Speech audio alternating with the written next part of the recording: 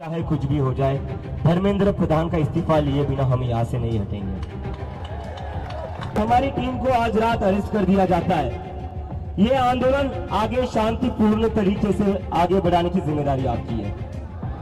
मात्र या सगळ्या आंदोलनानंतरही मोदी सरकारचा निर्णय स्पष्ट असल्याची माहिती समोर येतेय। दिल्लीतील जंतर मंतरवर विद्यार्थी आंदोलन दिवसेंदिवस तीव्र होतंय।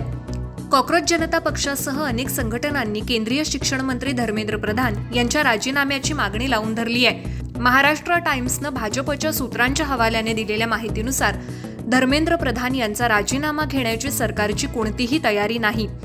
सूत्रांच्या म्हणण्यानुसार पंतप्रधान नरेंद्र मोदी यांचं मत स्पष्ट आहे। राजीनामा घेणं हा सर्वात सोपा निर्णय असतो, पण त्यामुळे जबाबदारी संपत नाही।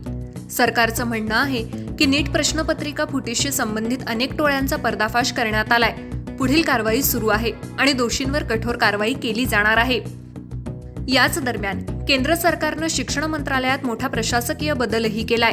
उच्च शिक्षण सचिव विनीत जोशी यांची बदली करण्यात आली असून त्यांच्या जागी नरेश पालगंगवार यांची नियुक्ती करण्यात आली आहे। भाजपच्या सूत्रांचं म्हणणं आहे हा बदल म्हणजे धर्मेंद्र प्रधान जाणार नाहीत याचा स्पष्ट संकेत आहे। सरकारचं आणखी एक म्हणणं आहे की एनटीए मधील त्रुटींची यादी तयार केली जातेय आणि त्या लवकर दूर करण्यासाठी पावलं उचलली जातील। सूत्रांनी आणखी एक महत्त्वाचा मुद्दा मांडलाय। मोदी सरकारच्या गेल्या 12 वर्षांच्या कार्यकाळात केवळ MJ अकबर यांनाच आरोपांनंतर मंत्रिपदाचा राजीनामा द्यावा लागला होता, कारण त्या प्रकरणात गंभीर स्वरूपाचे मीटू आंदोलन आणि महिला शोषणाचे आरोप होते। सरकारचं मत असं आहे की फक्त विरोधकांनी संसदेत गोंधळ घातला किंवा आंदोलन सुरू आहे म्हणून लगेच मंत्र्यांचा राजीनामा घेणं हा चुकीचा पायंडा ठरू शकतो।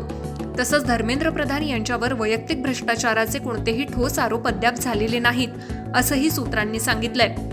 दरम्यान नव्यानं नियुक्त करण्यात आलेले उच्च शिक्षण सचिव नरेश पालगंगवार यांच्यावरही यापूर्वी काही आरोप झाल्याची चर्चा आहे। त्यामुळे या निर्णयावरूनही राजकीय वर्तुळात वेगवेगळ्या प्रतिक्रिया उमटतायत। आता प्रश्न असा आहे, विद्यार्थ्यांचं आंदोलन सुरूच आहे, राजीनाम्याची मागणी कायम आहे, पण सरकार मात्र आपल्या निर्णयावर ठाम दिसत आहे।